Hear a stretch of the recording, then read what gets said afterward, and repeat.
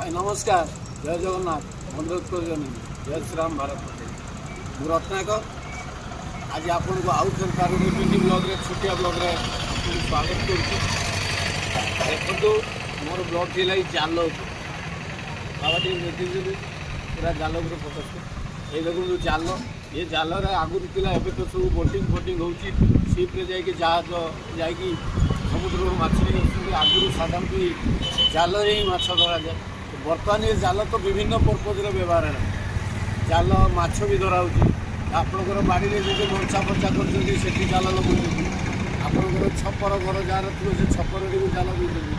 बाड़ी में बाड़ घेरार भी जाल लगुच आपणकर जो गछ पचर कौन पक्षी पक्षी आसी भूत खाई से बचाई आपणकर जाल लगे ये जाल को आप विभिन्न प्रकार व्यवहार करते तो से गोटे जाल ये मऊसा आमर सब ये जाल बुणी आनिकी बसिक एमती बिकती मऊसा मऊसा केत वर्ष है 25 वर्ष ऊर्ध है सी ये जाल बुणी परिवार चलते आगुरी कौन कर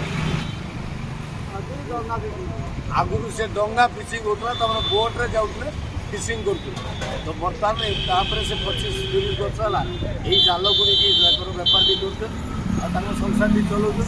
आपड़ भी जाल को देखा गोल्ड इज गोल्ड ये जाल भी आप पुखरी पुखरी तो पुखरी तो डंगा